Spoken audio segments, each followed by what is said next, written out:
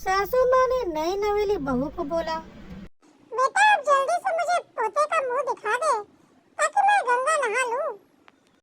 बहू शर्मा कर वहाँ से चली गई। शाम को जब बेटा वापस आया तो अपने रूम में गया तो सासू माँ भी साथ में जाकर रूम में बैठ गई और बेटा बहू से बातें करने लगी। कुछ देर बाद बेटा बहू ने बाहर घूम कर आने का प्लान बनाया। सासू माँ ने साथ में छोटी ननद को भेज दिया।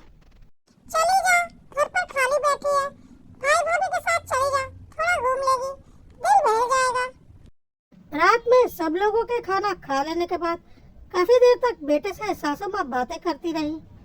उसके बाद बेटे ने बोला, अच्छा माँ, कल ऑफिस जाना है, अब मैं सोता हूँ। सासू माँ ने बोला, हाँ बेटा, तू सो जा, थक गया होगा।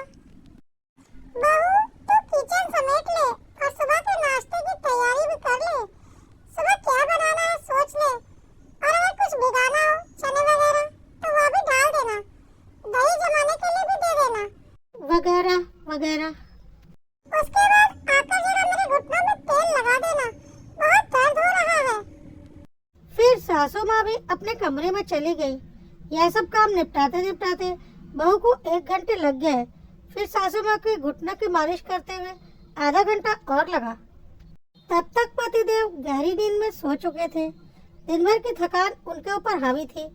बहू भी बिस्तर पर पड़ते ही सो गई क्योंकि वह भी दिन भर से थकी हुई थी और यह लगभग हर रोज की दिनचर्या थी। और इसी तरह से शादी के 6 महीने गुजर गए और सासू माँ ने फिर एक दिन बहू से कहा, बहू, अब तो तू जल्दी से पोते का मुंह दिखा दे तो मैं भी गंगा नहा लूं।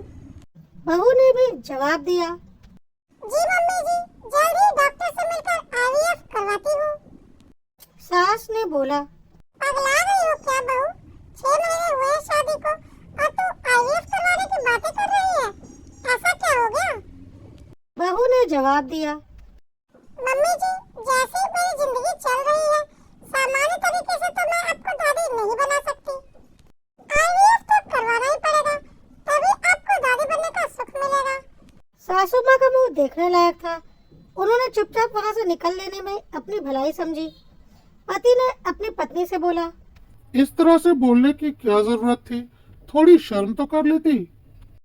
पत्नी ने बोला, यदि आज शर्म करती तो जिंदगी भर ऐसे ही चलता।